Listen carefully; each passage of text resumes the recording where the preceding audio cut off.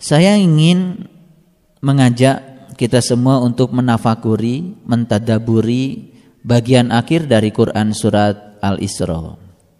Surat Al-Isra itu nomor suratnya juga 17. Dan di dalamnya sangat padat cerita tentang perjalanan Bani Israel.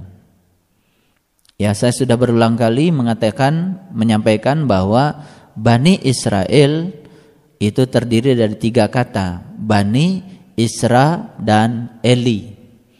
Bani itu adalah kaum, Isra itu artinya berjalan, Eli itu adalah Tuhan.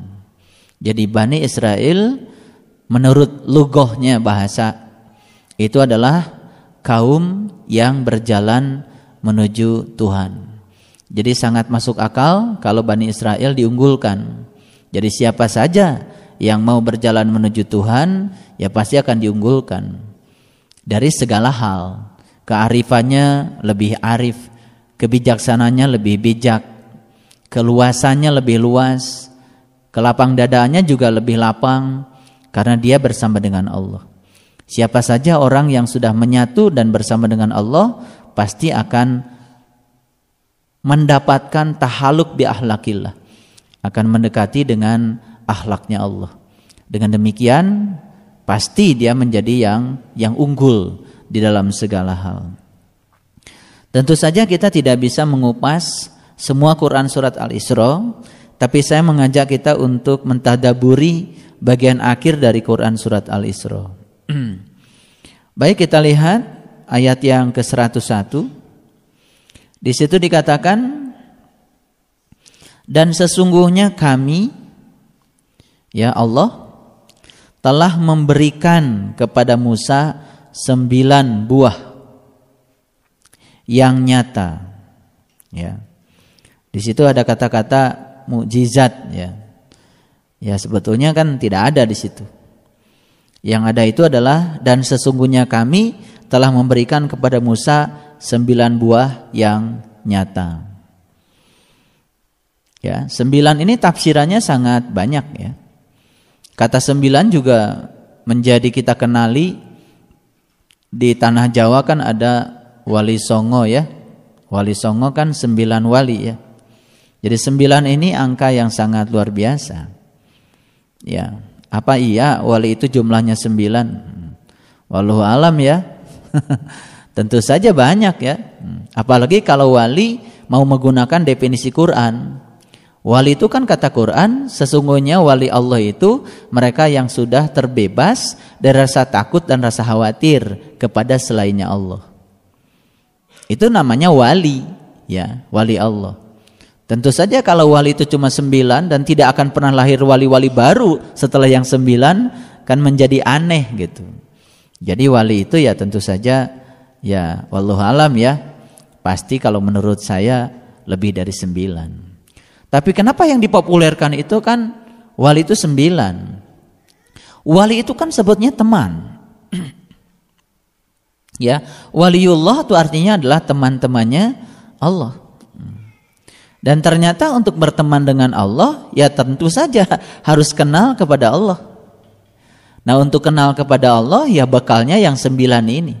Dan yang 9 ini sudah disampaikan kepada Musa dengan nyata. Ya kan? 9 ini kan tafsirannya bisa 2 dan 7 bisa. 9 juga memang bisa betul-betul jumlahnya 9 bisa. Ya kan? Ya. Karena memang yang menyelamatkan kita, ya, yang harus dilontar, ya, di dalam jumroh kita juga ada 9 kan. Ya. Jumroh itu kan bagian atas, bagian tengah dan bagian bawah. Ya kan? Ya, bagian atas ini kalau menurut sahabat kita Mas To, bagian atas ini ke atas inilah Borobudur. Bagian tengah inilah Candi Pawon dan bagian bawah itulah Candi Mendut. Jadi kenapa Mendut, Pawon dan Borobudur itu satu garis? Itu kalau dilihat di peta itu pasti ada maksudnya. Ya. Jadi itu, saya tidak terlalu detail barangkali bicara tentang ini karena semua sudah bisa mengerti. Karena ceritanya juga Bani Israel, perjalanan yang orang-orang yang menuju Tuhan. Nomor suratnya juga 17, ya kan? Ya. Lalu di sini dimunculkan angka 9. 9 ini ada kaitannya sebetulnya dengan 17. Dan sesungguhnya kami telah memberikan kepada Musa 9 buah yang nyata. Barangkali kenapa saya tadi mengatakan 9 ada kaitannya dengan 17.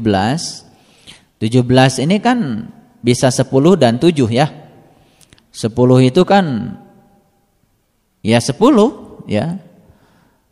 10 dan 7. Jadi 10 itu kan kuncinya. Yang 7 itu kan gemboknya. 10 dan 7. Dan yang 10 itu terletak pada 2 kan.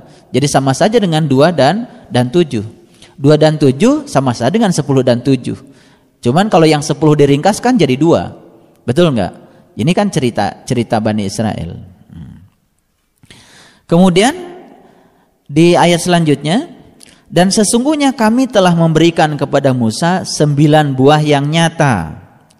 Maka tanyakanlah kepada Bani Israel.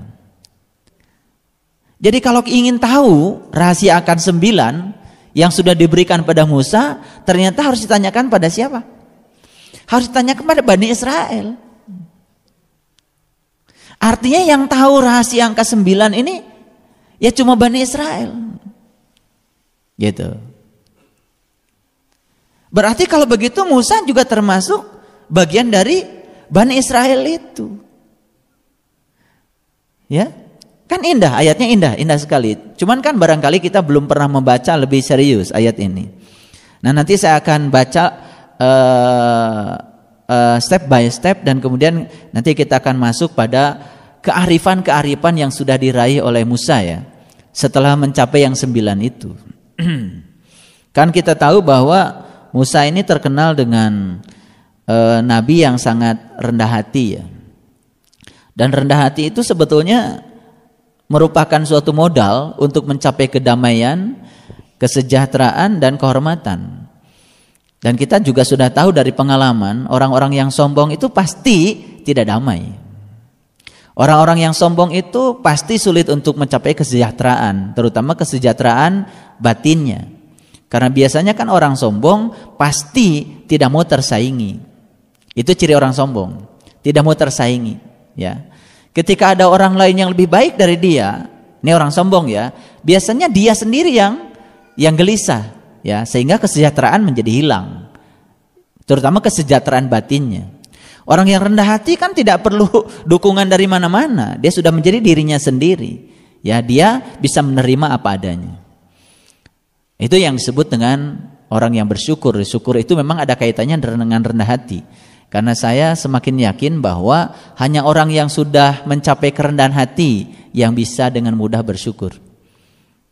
Ya kan? Karena orang yang sudah rendah hati itu kan bisa dengan mudah menerima apa adanya, apapun yang terjadi. Ya seperti bambu yang tadi. Baik, kita teruskan. Dan sesungguhnya kami telah memberikan kepada Musa 9 buah yang nyata. Ya. Dan sebetulnya yang diberi 9 buah ini kan bukan hanya Musa. Ya kan? Iya. Nah, kalau kita ingin tahu rahasia tentang 9 buah yang nyata ini, maka tanyakanlah kepada Bani Israel. Gitu. Di sini di ayat berikutnya itu menyangkut Fir'aun ya. Tatkala Musa datang kepada mereka, lalu Fir'aun berkata kepadanya. Jadi Musa datang kepada mereka. Mereka di sini siapa? Bani Israel. Ya kan? Gitu. Jadi ini ada penegasan, ada Musa, ada Bani Israel. Padahal Musa juga bagian dari Bani Israel. Gitu. Cuman ini kan pelajaran bagi Nabi Muhammad sebetulnya. Maka ayat ini disampaikan pada Nabi Muhammad. Betul enggak? Karena kalau kita hanya berbicara tentang Musa, dari sisi lughah juga susah. Musa itu siapa dari sisi bahasa susah. Tapi kalau dari sisi Bani Israel itu menjadi sangat mudah. Ada petunjuk untuk mengarahkan Musa itu sebenarnya siapa. Nah ini kan Musa disuruh datang kepada Bani Israel. Untuk tahu apa? Untuk tahu yang 9 rahasia tadi. Makanya saya menyampaikan beruntunglah mereka-mereka yang sudah bisa tahu ya rahasia yang 9 itu. Karena yang 9 itu yang kemudian akan mengantarkan seseorang kepada tujuan dari kehidupan yang sebenarnya. Lalu ya, tatkala Musa datang kepada mereka, lalu Fir'aun berkata kepadanya, sesungguhnya aku sangka kamu, hai Musa, seorang yang kena sihir. Ya. Jadi sudah bukan sesuatu yang aneh lagi kalau pembawa kebenaran itu selalu dicemooh. Sudah bukan sesuatu yang aneh lagi pembawa kebenaran itu selalu dihinakan seperti itu. Karena pembawa kebenaran ini tidak mungkin kan orang-orang yang lemah. Ya kan? Tidak mungkin orang-orang yang lemah. Dan cemoohan, hinaan bagi mereka itu sebetulnya rezeki untuk membuat dia semakin tambah kuat. Karena di pundaknya ada amanah besar yang harus disampaikan kepada orang-orang yang lemah. Bayangkan saja kalau orang yang menyampaikan sesuatu orang yang lemah, sedangkan yang diajak juga yang lemah, sama-sama lemah, itu kan akan terjadi kekacauan. Jadi dalam situasi yang darurat biasanya kita kan perlu seseorang yang bisa menguatkan kita. Dalam situasi yang darurat biasanya seperti itu, betul nggak? Iya, di rumah semuanya sakit, ya. Ya sebetulnya kalau semuanya sakit kan memang semuanya sakit, terus bagaimana lagi? Tapi terkadang ada yang punya kesadaran baru, kalau semuanya kemudian ya mengeluh, ya. Jadi ada salah seorang yang sama-sama sakit tapi dia menguatkan diri untuk memberikan terapi pada dirinya dan ternyata itu bisa menjadi terapi bagi yang lain dan itu sangat menguatkan. Dalam situasi darurat seperti itu kan perlu kita. Baik, kita teruskan. Ya. Jadi cemoohan Fir'aun seperti itu. Jadi kalau begitu siapa sesungguhnya Fir'aun itu menurut bahasa hakikatnya? Ya, Fir'aun ini kan terkenal dengan orang-orang yang selalu mencemooh Bani Israel, gitu. Ngerti nggak? Jadi kalau gitu Bani Israel ini akan dibesarkan dengan cemoohan Fir'aun, gitu. Jadi Fir'aun itu di masa kini perlu ada? Ya perlu ada. Perlu ada. Tapi yang paling penting kan kayak bambu tadi, tetap numbuh, ya. Ada yang memuji numbuh, ada yang mencemooh numbuh. Ya kan? Ya ada yang mendukung numbuh, ada yang tidak mendukung juga tetap numbuh.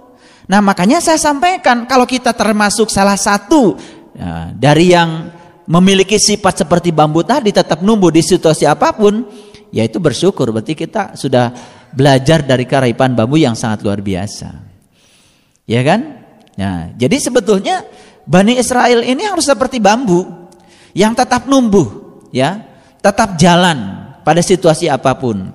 Karena ternyata ya akan dihadirkan di dalam perjalanan spiritualnya itu yang bernama Fir'aun.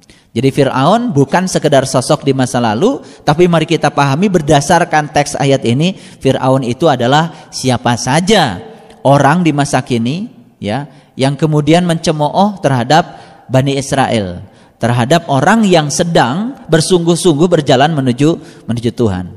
Jadi kalau begitu, mari kita pahami bahwa ketika kita melangkahkan satu langkah berjalan menuju Tuhan, maka Fir'aun di belakang kita juga sudah melangkah satu langkah.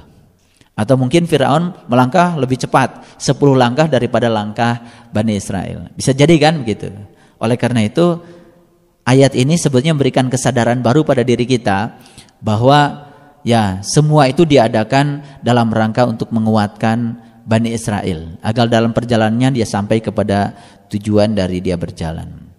Makanya ada kata-kata orang bijak, kata-kata orang bijak yang mengatakan seperti ini. Lebih baik mencintai dan terluka daripada bersembunyi ketakutan dalam hidup hampa tanpa cinta. Cinta tidak menjamin kebahagiaan, tetapi tidak ada kebahagiaan tanpa cinta. Gitu.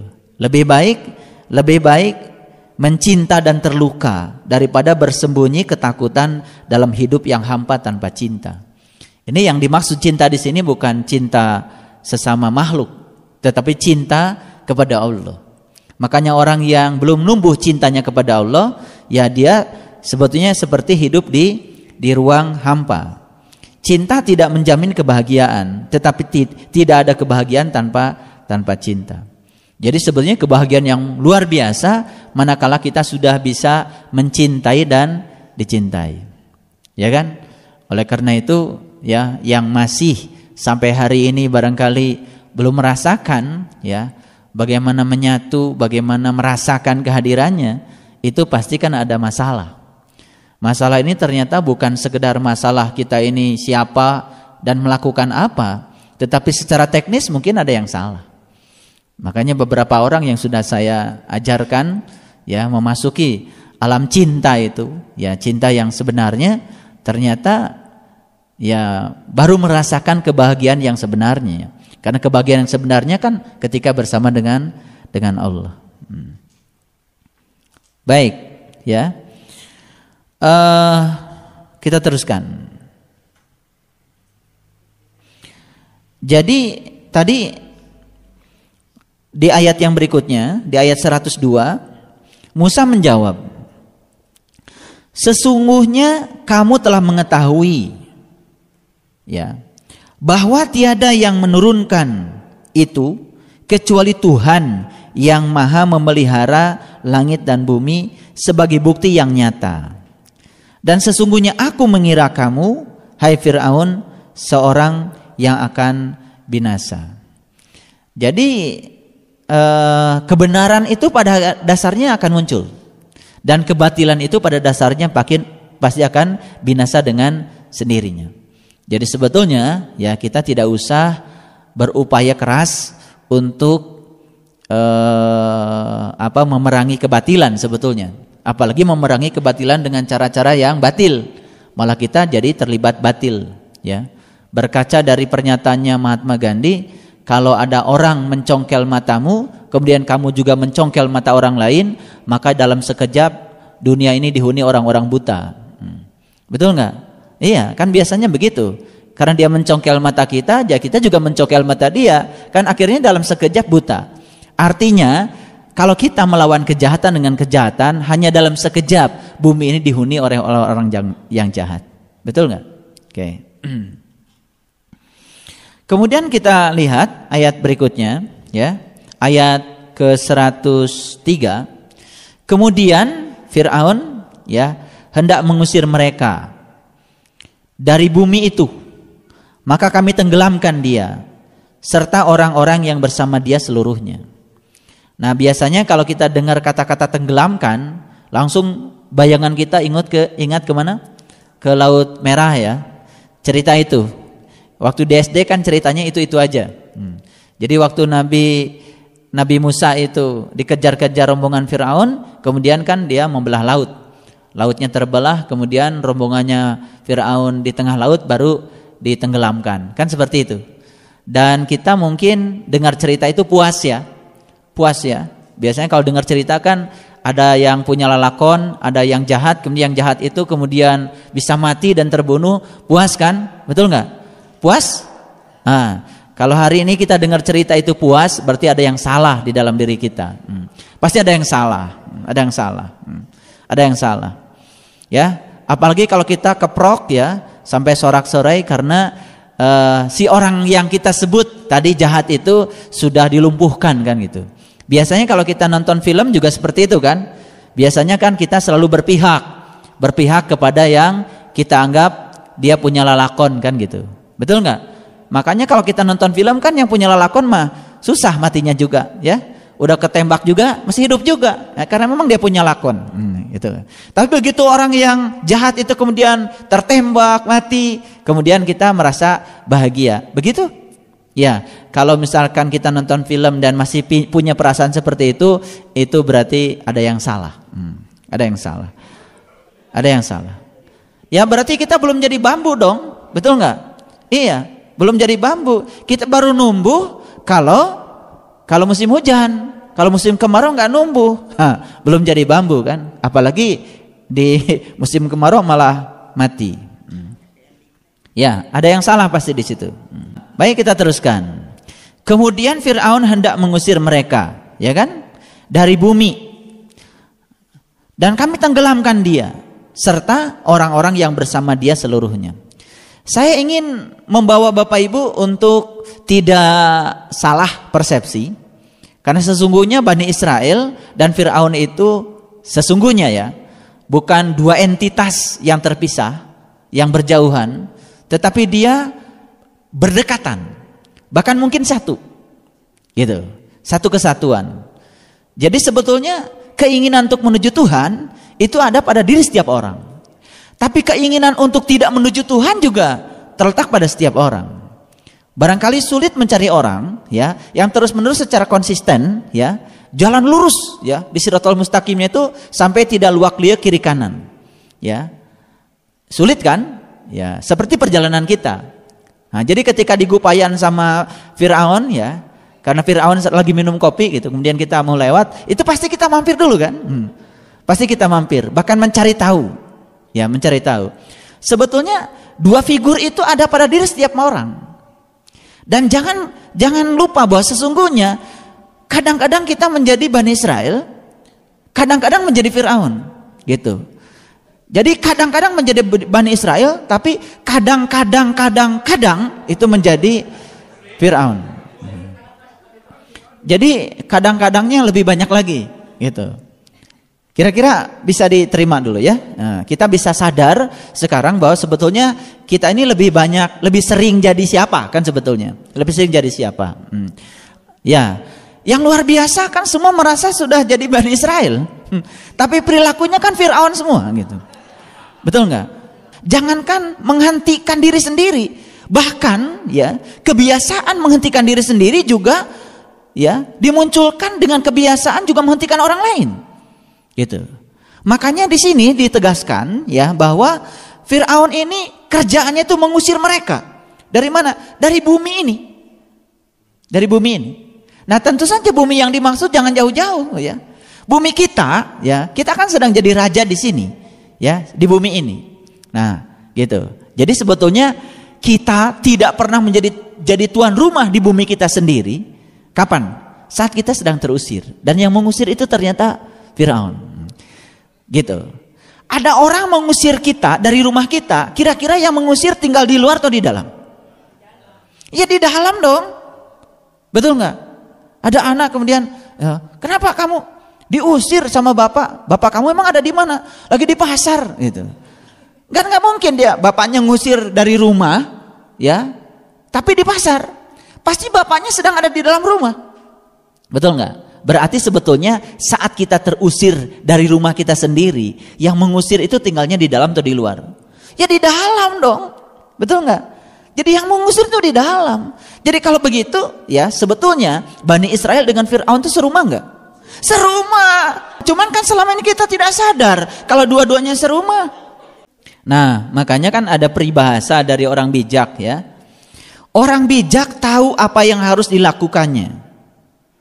Orang bijak juga tahu apa yang harus diketahuinya. Dan tahu apa yang harus diabaikannya. Jadi tingkat kebijakan seseorang itu dilihat dari apa yang harus diketahuinya dengan apa yang harus diabaikannya. Betul nggak? Jadi sebetulnya kebiasaan kita ya, untuk tidak memilah mana yang harus kita ketahui dan mana yang harus tidak kita ketahui. Betul nggak? Lalu semuanya pengen kita tahu. Gitu kan? Makanya kan masih ingat yang 14 yang saya sampaikan tempo hari, salah satunya jangan berusaha untuk tahu sesuatu yang sepatutnya kita tidak tahu. Itu pepatah orang bijak itu pasti ada maksudnya. Karena apa? Bila kita sudah tahu yang harusnya kita tahu, kemudian ada yang kita tahu yang harusnya kita tidak tahu, ternyata yang kita tahu kemudian yang harusnya kita tidak tahu sangat luar biasa pengaruhnya, mempengaruhi apa yang sudah kita tahu yang seharusnya tahu. Paham? Oke. Jadi yang suka mengusir kita dari rumah kita sendiri itu adalah Fir'aun. Makanya di dalam kata-kata orang bijak, kalau kamu ingin mendapatkan keberkahan dan keluasan rezeki, salah satunya itu adalah kamu harus menjadi tuan rumah di rumahmu sendiri.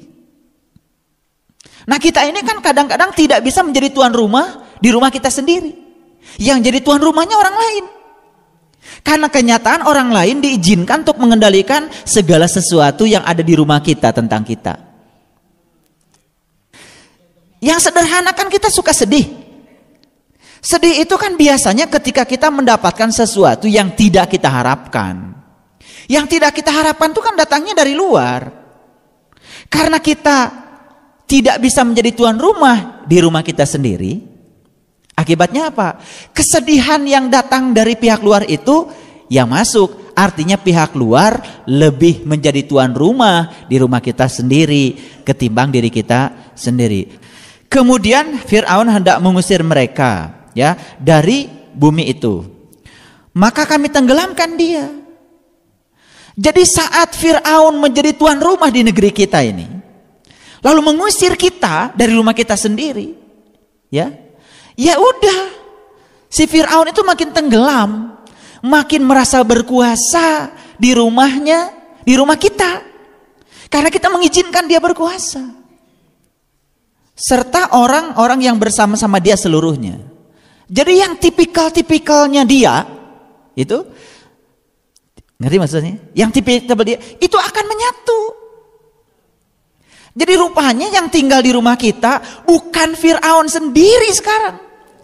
Fir'aun yang diberi kuasa oleh kita tadi, diberi surat kuasa oleh kita. Tetapi teman-teman yang di luar, yang sevisi dengan dia, ikut masuk juga. Jadi rupanya ya, si Fir'aun itu nggak sendiri. Begitu dia diberi kuasa oleh kita, berkuasa di rumah kita sendiri, maka dia akan mengajak yang lain. Bayangkan betapa sulitnya kita mengusir dia. Itu yang disebut dengan tenggelam di sini. Tenggelam bersama para pengikutnya. Masuk alam bawah sadar kita. Sampai kita tidak sadar bahwa sebetulnya kita telah dikuasai oleh yang bernama Fir'aun itu. Perjalanan Bani Israel ini terhambat luar biasa. Jadi sekarang kita mau tegaskan, sekalian berkaca. Rupanya tidak semua orang yang sudah diberitahu rahasia yang 9 itu jalan.